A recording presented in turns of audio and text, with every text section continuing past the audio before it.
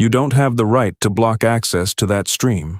We have members who paid for that access, and if you interfere with our program, we will pursue every legal remedy available to us."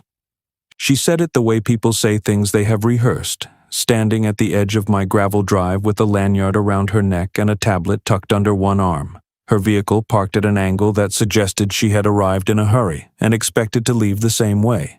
I had been watching the morning come in across the ridge when she pulled up, the kind of October morning where the air smells of cold creek water and fallen leaves going soft in the ditch, and I had stood there with my coffee going cool in my hand while she delivered her speech.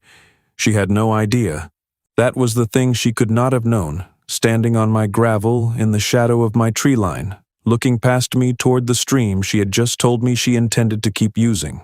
She had no idea that the stream, the banks on both sides, the access road her members drove in on, the parking area where she had left her vehicle, all of it was sitting on land I owned outright. 4,200 acres deeded to me through my grandfather's estate, recorded in the county courthouse, and never once transferred to any homeowners association or recreational authority of any kind. Drop a comment and tell me where you're from, and if something like this has ever happened to you, I want to hear it. I set my coffee down on the porch rail and told her, quietly, that I appreciated her stopping by. She left the way she came. I watched the dust from her tires settle back onto the road. Then I went inside and found the deed. My grandfather's name was Elias Croft. He was a timberman and a trapper who had come into this valley in the late 1930s with very little money and a precise understanding of what land was worth. Not what it sold for, what it was worth. He had acquired the original parcel, 3,000 acres of mixed timber and high meadow in the foothills of the Ozarks, through direct purchase, tax lien redemption, and one timber rights agreement he had negotiated in a single afternoon and never spoken about again.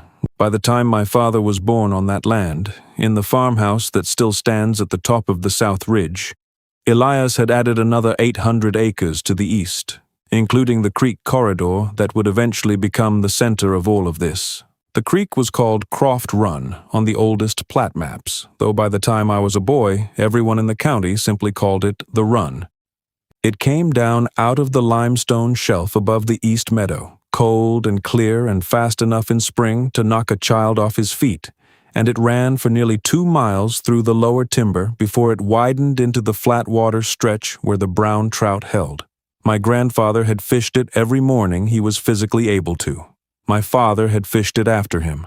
I had fished it as a boy, standing in water up to my knees, using a rod my grandfather had built himself from a blank he ordered out of a catalog in 1952.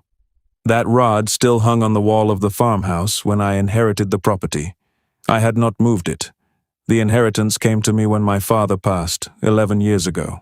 He had held the land after my grandfather died in 1981, farming the upper meadows, leasing the timber rights on the north slope under an agreement that reserved all surface and water rights to the family.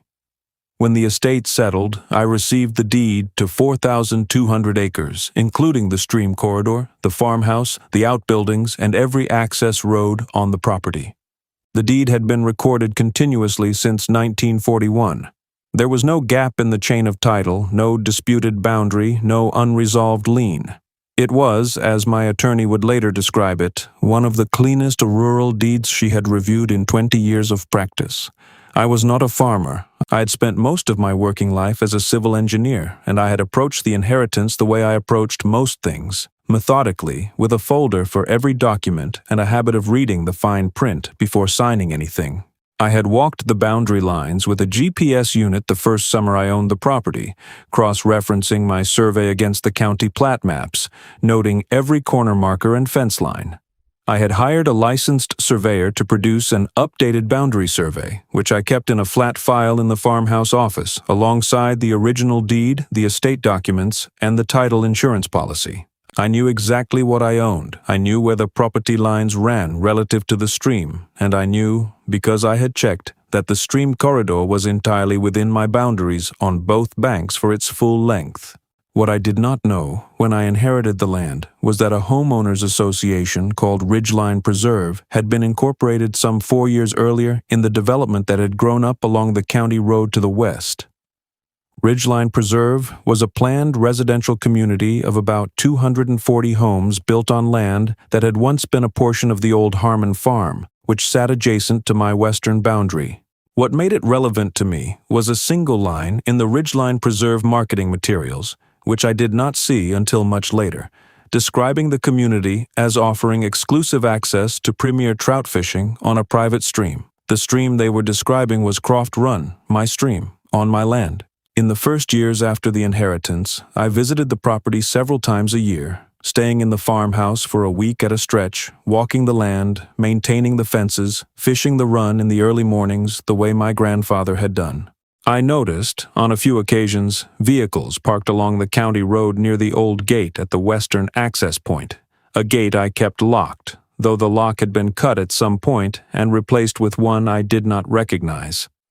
I had assumed, without investigating closely, that it was hunters or local fishermen who had been using the access informally for years. I had made a note to address it. I had not addressed it promptly. That was my error, and I acknowledged it to myself without drama. The woman with the lanyard was named Gretchen Polk. I learned this from the business card she left on my porch rail. Gretchen Polk, Community Relations Director, Ridgeline Preserve Homeowners Association. The card was heavy stock with a logo featuring a stylized mountain ridge above a waving line meant to suggest water. I turned it over in my fingers, set it on the kitchen table next to my coffee, and sat down to think about what she had actually said. She had said that her members had paid for access to the stream. She had said that I did not have the right to block that access. She had said, with considerable confidence, that the association would pursue legal remedies if I interfered with their program. What she had not offered, because I suspected she did not have it, was any legal instrument establishing how Ridgeline Preserve, HOA, had acquired the right to use a stream that ran entirely through land recorded in my name. That absence was the thing I filed away. Not the threat, the absence. I called my attorney the following morning. Her name was Frances Delacroix, and she had handled the estate work when my father died and had reviewed the deed transfer at that time. I told her what had happened. She was quiet for a moment, and then she said, in the measured way she had of saying things that were about to require a great deal of work, "Send me everything you have on the property boundaries and we'll start pulling the HOA's recorded documents." I sent her the survey, the deed, the title insurance policy, and the updated boundary plat. She began pulling the Ridgeline Preserve HOA's recorded covenants, conditions, and restrictions from the county recorder's office, along with any easement documents, plat filings, and recorded agreements that referenced the stream corridor or the western boundary of my property. What she found was the beginning of something considerably larger than a dispute about a locked gate. The Ridgeline Preserve HOA had been operating a guided fishing program on Croft Run for at least 3 seasons. Members and outside guests were charged $500 per day for access to the stream, with the HOA marketing the program as a premium amenity. The association had installed a wooden sign at the western access point on my land, on a road I owned, that read Ridgeline Preserve Trout Stream, members and guests only. They had hired a part-time stream manager who coordinated access, maintained a catch log, and collected fees. They had built a small commercial fishing operation on private property that did not belong to them, and they had been charging $500 a day to use it. Frances called me on a Thursday evening, and I could hear in her voice the particular quality of restraint that competent attorneys deploy when they have found something they did not expect to find. "I want to walk you through what the HOA filed," she said, "because there are a few things here that I think you need to see in the original language." The documents arrived as a PDF, 47 pages. I printed them and spread them across the kitchen table in the farmhouse, under the overhead light, with a yellow legal pad beside them and a pen I had carried since my engineering days. The Ridgeline Preserve CC&Rs described, in the section governing community amenities, a reference to stream access rights. The language was confident and specific. It cited what it called a perpetual access easement over and across the Croft Stream corridor, running in favor of the Ridgeline Preserve HOA and its members in perpetuity. I read that sentence 3 times. Then I looked for the recorded easement document the CC&Rs were referencing. It was listed in the exhibit index as Exhibit C, Easement Agreement, Croft Stream Corridor. I turned to Exhibit C. It was a 2-page document, dated 4 years before I inherited the property, purporting to grant the easement to the HOA's predecessor entity, a development company called Harmon Ridge Partners, LLC. The grantor on the document, the party who had supposedly granted the easement over my land, was listed as the estate of Harold Croft. My grandfather's estate had been closed in 1983. My father had been the sole heir and had held the property from that point forward. By the time this easement document was executed, my father had owned the land for over a decade, and the estate that purported to grant the easement had not legally existed for years. There was no signature from my father. There was no acknowledgement from any party with actual authority to convey rights in the property. There was a notary stamp, a date, and a signature from a representative of Harmon Ridge Partners on the acceptance line. But the granting party was a legal fiction. A closed estate cannot convey property rights. It has no legal existence. It cannot sign a document or transfer an interest in land. I wrote one word on my legal pad. I underlined it once, void. Francis confirmed it the following week after consulting a title attorney. The easement document was not merely defective, it was a nullity. It had been executed by a party with no legal standing to grant anything, referencing an entity that had ceased to exist years before the document was signed. It had been recorded in the county recorder's office, which does not verify the legal validity of documents before accepting them. It only verifies basic formatting requirements. The recording gave it the appearance of legitimacy. The appearance was the only thing it had. The HOA had built their entire program, the sign, the fees, the stream manager, the $500 a day operation, on a document that had no legal force. I was not angry about this. I want to be clear about that. Anger would have been a distraction, and I had learned over a career spent reviewing contracts and specifications that the moment you let emotion into a technical problem, you start making decisions for the wrong reasons. What I felt, sitting at that kitchen table with the documents spread in front of me and the sound of the creek coming through the open window, was something closer to the quiet that settles in when you have located the precise point where a structure has failed. Not satisfaction, not vindication, just clarity. The structure had failed at Exhibit C. Everything else followed from that. Francis filed a quiet title action in the county circuit court, naming the Ridgeline Preserve HOA as the respondent and citing the void easement as the basis for the claim. The filing was accompanied by the original deed, the updated boundary survey, the chain of title documentation establishing my unbroken ownership from 1941 forward, and a certified copy of the 1983 probate court order closing my grandfather's estate. The order that established with a date and a judge's signature that the estate named as grantor in Exhibit C had not legally existed for years before that easement was purportedly executed. We also filed a trespass claim and a claim for unjust enrichment on the theory that the HOA had collected revenue from the use of my property without legal authority to do so. Francis calculated the minimum documented revenue from the fishing program using the HOA's own published fee schedule of $500 per day and the access logs that the stream manager had kept, logs filed with the HOA board as part of their annual amenity report and therefore part of the HOA's own records.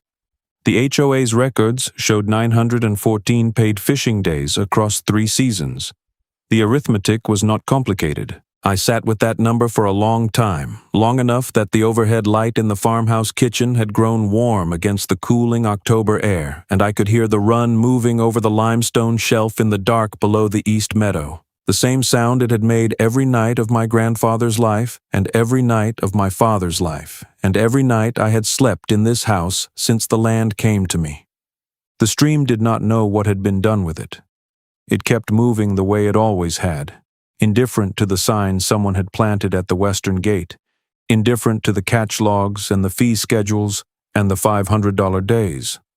Francis had sent me the HOA's amenity reports along with the rest of the document package. The reports were thorough in the way that people are thorough when they believe they are managing a legitimate operation. The stream manager, a man named Duval, whose title was listed as Croft Run Program Coordinator, had kept meticulous records. He had logged the date of each visit, the number of rods, the catch data, the weather conditions, and the fee collected. He had noted in a section labeled Stream Conditions observations about the water temperature, the hatch cycles, and the holding positions of the larger trout in the flat water stretch below the cedar overhang. That cedar overhang?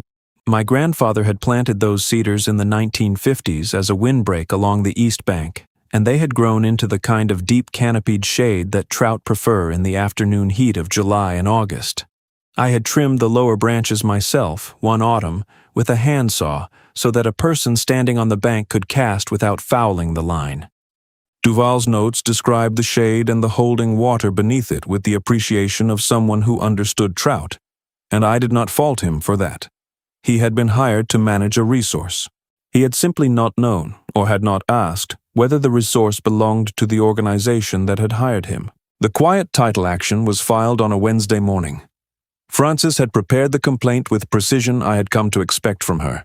Every exhibit numbered, every date verified, every citation to the county recorder's book and page number.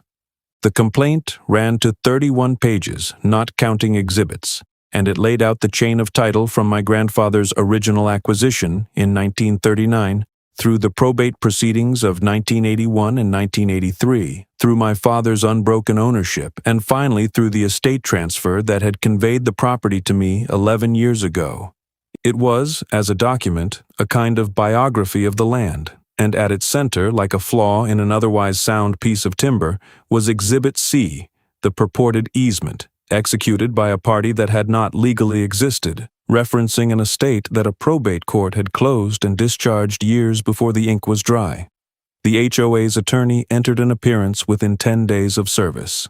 His name was Wendell Pruitt, and he sent Francis a long letter on heavy letterhead arguing that the easement had been recorded in good faith by Harmon Ridge Partners, that the HOA had relied on that recording in developing its community amenities, that the members had paid for their lots in part on the basis of the stream access representation, and that equity demanded the court recognize the practical reality of a program that had operated without objection for 3 seasons.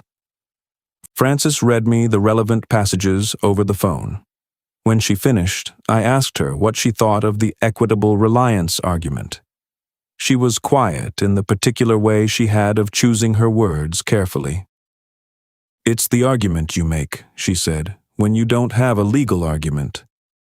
She explained that equitable reliance in the context of a void instrument faces a foundational problem. You cannot build a valid equitable claim on a document that had no legal force at its creation.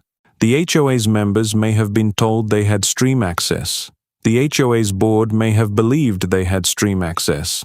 None of that belief, however sincerely held, could retroactively grant legal standing to a grantor that did not exist. The probate court order was dated. The easement was dated. The arithmetic of those 2 dates was not something a court of equity could simply set aside. I told her to respond accordingly.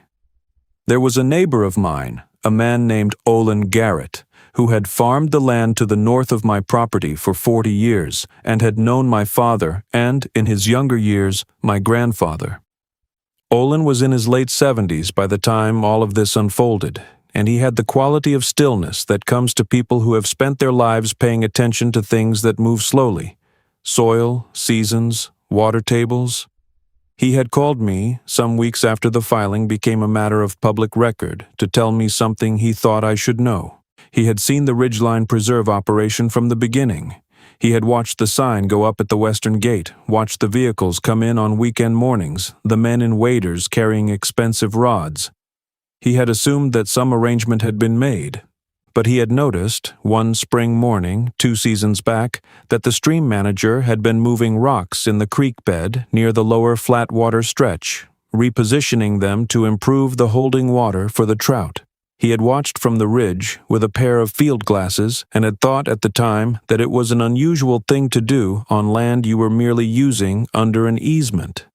It was the kind of work you did on land you owned. He offered to write down what he had seen, if it would be useful. Francis noted it and said it might be relevant to the unjust enrichment claim, as it suggested the HOA had treated the property not merely as a licensed access point, but as a resource they were actively managing and improving for commercial benefit.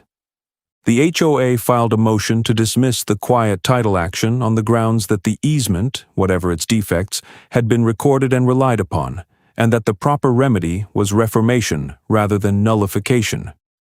Francis opposed the motion with a brief citing the controlling statute on void instruments and 3 appellate decisions from the State Court of Appeals, each addressing whether a document executed by a legally non-existent party could be reformed rather than declared void. The answer in each case had been no. You cannot reform a nullity. You can only acknowledge what it is. The motion to dismiss was denied. The case would proceed to a hearing on the merits. I drove out to the property the weekend after the ruling, not for any reason related to the litigation, but because it was late November and the run would be dropping toward its winter level, the water going clear and cold and slow in the flat water stretch. My grandfather had always said that November was the best month to understand a piece of water, that when the leaves were off the banks and the summer growth had died back, you could see the structure of a stream the way you could see the structure of a building when the walls were stripped to the frame. I walked the east bank from the cedar overhang down to the lower flat water stretch, where Olin had watched the stream manager moving rocks. The rocks had been repositioned, a low weir of flat limestone slabs arranged to deflect the current and create a seam of slower water along the far bank, exactly the kind of structure that concentrates trout in a predictable location. It was competent work. It had improved the fishing. It had been done on my land without my knowledge or consent in service of a commercial operation that had no legal right to be there. I stood there for a while in the cold, listening to the water move through the weir, watching the surface for the subtle dimpling that means a fish is holding just below it. There was one. A good fish, from the size of the disturbance, holding in the seam exactly where the rocks had been placed to put it. My grandfather would have had a fly on the water before I finished the thought. The hearing on the merits was scheduled for the 3rd week of February, before a judge named Harlan Motes, who had been on the bench for 14 years, and who had, according to Francis, a reputation for reading the documents himself, rather than relying on counsel's characterization of them. She considered this a favorable quality in a judge. I agreed with her.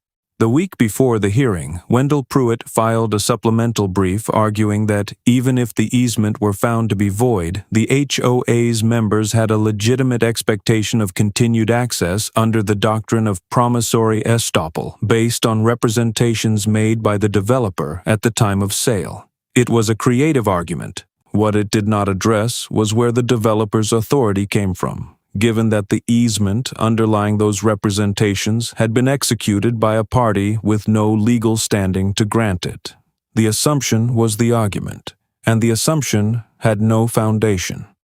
Francis drafted a response that traced the chain of representation backward from the HOA's members to the developer's marketing materials to the easement document to the grantor named in that document, and demonstrated, step by step, that every representation in the chain derived its claimed authority from Exhibit C, the void instrument. Remove Exhibit C, and the chain had nothing to hang from. Promissory estoppel requires a promise made by someone with the authority to make it. Harmon Ridge Partners had represented that an easement existed. The easement did not exist. You cannot estop someone from asserting their property rights on the basis of a promise that was, at its foundation, a representation about a legal instrument that had no legal force. She filed the response on a Thursday. The hearing was the following Tuesday. I drove to the county seat on a cold February morning, the frost not yet lifted from the low ground, the fields along the county road pale and still under a white sky. I had the deed in a folder in the passenger seat, along with the survey, the probate order, and the chain of title summary Francis had prepared. I did not need to carry them. Francis had copies of everything, but I had carried documents to important meetings for 40 years, and I was not going to stop now. The courthouse smelled of old wood and radiator heat. I had been in it twice before, once for the estate filing when my father died, and once to record the updated boundary survey. I arrived 20 minutes early and sat in the gallery while the room filled, and I watched Gretchen Polk take a seat at the respondent's table beside Wendell Pruitt, her lanyard gone, her posture composed, a leather portfolio open in front of her. She did not look toward the gallery. I sat with my hands folded and waited for Judge Moats to take the bench. The record was about to speak for itself. Judge Moats entered at 9 o'clock with the unhurried precision of a man who had done this 10,000 times. He was compact, gray at the temples, with reading glasses that suggested their owner actually used them, and he settled into the bench and opened the file with a deliberateness I recognized, the deliberateness of someone who has already read everything and is now verifying that what he read is what he remembers. Frances presented the petitioner's case in 40 minutes. She did not dramatize it. She walked Judge Moats through the chain of title from 1939 forward, citing each recorded instrument by book and page number. She placed the probate order closing my grandfather's estate on the document camera and read the relevant language aloud, the order of discharge, the date, the judge's signature. Then she placed Exhibit C on the document camera and read its date. The gap between those two dates was not a matter of interpretation. It was arithmetic. The estate named as grantor in Exhibit C had been legally discharged and closed before the easement purporting to originate from it was executed. A closed estate has no legal capacity. It cannot convey. The instrument was void at its creation. She said this in plain language, without emphasis, the way you state a fact that does not require emphasis to be true. Wendell Pruitt argued for 35 minutes. He was skilled and thorough, and he made every argument available to him: equitable reliance, promissory estoppel, the members' reasonable expectations, the practical disruption of invalidating an amenity that 240 households had purchased their homes in reliance upon.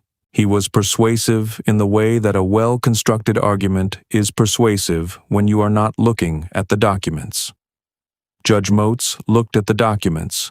He had the probate order and the easement side by side on the bench in front of him, and at one point, while Pruitt was speaking, the judge picked up both pages and held them together in the light from the courtroom windows, as if verifying the dates by proximity.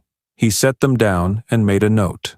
The ruling came 19 days later in a written opinion that Frances called me about on a Tuesday afternoon while I was at my desk in the city, 300 miles from the farmhouse and the run.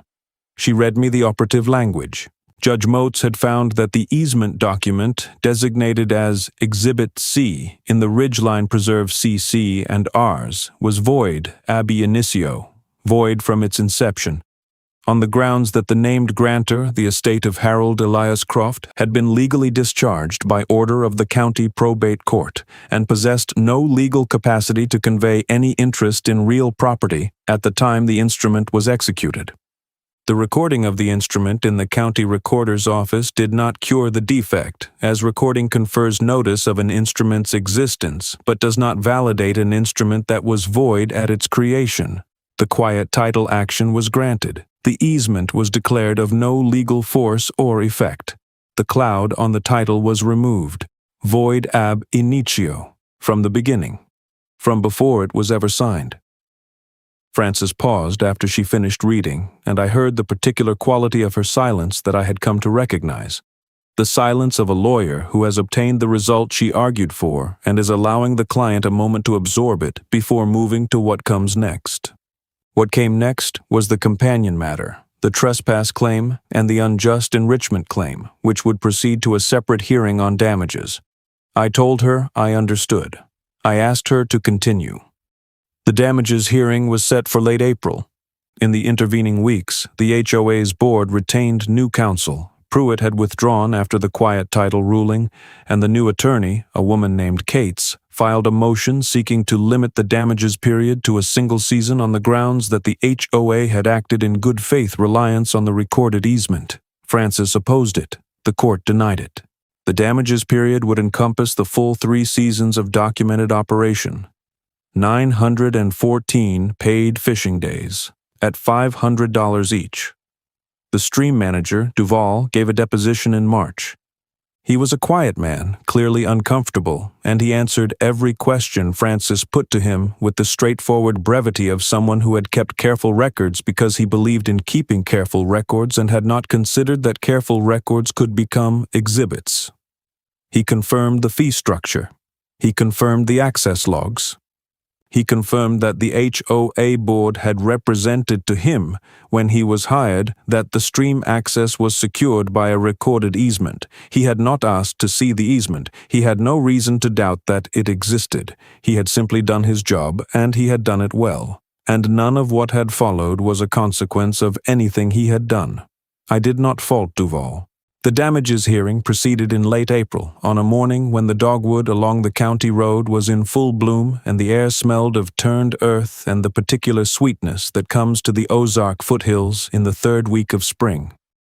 Francis presented the access logs, the fee schedule, the amenity reports, and Duval's deposition testimony.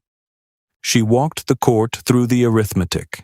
914 days, $500 per day. $457,000 in documented revenue collected from the use of my property without legal authority. She argued for treble damages under the state's trespass statute, which provides for enhanced recovery where the trespass is commercial in nature and the trespasser has derived revenue from the unauthorized use.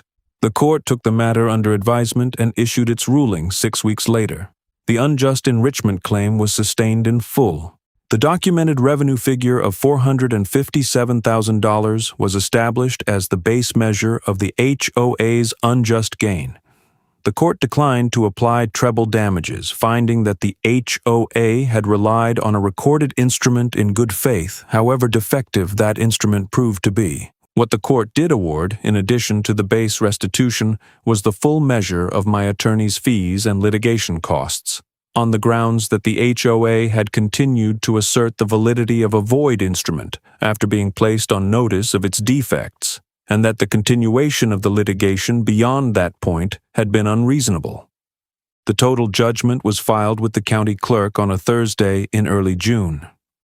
The Ridgeline Preserve HOA board voted, at an emergency meeting the following month, to dissolve the fishing program, remove the sign from the western gate, and begin assessing its members for the costs of the judgment. Gretchen Polk resigned her position as Community Relations Director 2 weeks after that meeting. The board itself was reconstituted at the annual election that fall, with 3 of the 5 sitting members declining to stand for re-election. The new board sent Francis a letter through their attorney, acknowledging the court's ruling and confirming that no further claim of access to the Croft Stream corridor would be asserted by the association or its members. Francis forwarded the letter to me without comment. I read it once, folded it, and placed it in the folder with the deed and the survey and the probate order and the chain of title summary and the single yellow legal pad page on which I had written one word and underlined it. The folder went back into the flat file in the farmhouse office, where it has remained since. I drove out to the property the following weekend, the first weekend of July, when the run would be at its summer level and the brown trout would be holding in the shade of the cedar overhang through the long afternoon heat. I parked at the farmhouse and walked the east bank the way I had walked it the previous November, through the high grass of the meadow and down through the timber to the water. Someone had removed the Ridgeline Preserve Trout Stream sign from the western gate. The post holes were still visible in the gravel, 2 dark circles in the pale stone, and I noted them and moved on. The limestone weir that Duval had built in the lower flat water stretch was still in place. I stood at the edge of the bank and looked at it for a while. It was good work. The trout were using it exactly as it had been designed for them to use, holding in the seam of slower water along the far bank, finning in the cold current, rising occasionally to take something from the surface that I could not see from where I stood. My grandfather would have known what they were taking. He had fished this water for 40 years and had learned to read its surface the way he read everything, patiently, without assumption, looking for what was actually there rather than what he expected to find. I had brought his rod with me. the one that had hung on the wall of the farmhouse since before I could remember, the blank he had ordered from a catalogue in 1952, the ferrules worn smooth from decades of assembly and disassembly. I had strung it that morning at the kitchen table, threading the line through the guides with the careful attention the old tackle deserves, and I had tied on a soft hackle wet fly in the style of the patterns he had tied himself and kept in a small wooden box that I still had in the farmhouse. The water was cold around my waders when I stepped in, cold the way it had always been cold, drawing from the limestone shelf above the east meadow where the temperature held steady regardless of the season. I waded to the position I wanted, upstream of the weir, and I made my first cast across the current and let the fly swing through the seam. The thing about a piece of water you own is that it does not change its nature based on what has been done with it. The stream did not know about the sign or the fee schedule or the void easement or the judgment filed with the county clerk. It moved the way it had always moved, cold and clear and indifferent to the record, cutting its channel through the limestone the way water has always cut through limestone, slowly, persistently, without anger, following the path that gravity and the shape of the land had made available to it. There is a lesson in that if you are inclined to look for one. When an institution with apparent authority makes a claim against you, against your land, your access, your rights, the first question is not whether the claim is forceful, or whether the person making it is confident, or whether the document they cite has been recorded in the county courthouse. The first question is whether the claim has a legal foundation. And the answer to that question is always in the record, not in the letter, not in the lanyard, or the tablet, or the heavy business card stock, or the rehearsed speech delivered at the edge of your gravel drive on an October morning, in the record, in the deed, in the probate order, in the chain of title that runs from the first acquisition forward without a gap. My grandfather understood this. He understood it before he had a deed, in the way that people who have come from nothing understand the value of the thing that protects what they have built. He recorded everything. He kept his papers. He paid his taxes and filed his instruments and maintained his boundaries, not because he expected a fight, but because he understood that the record is the only thing that holds when the fight comes. I made another cast. The fly swung through the seam.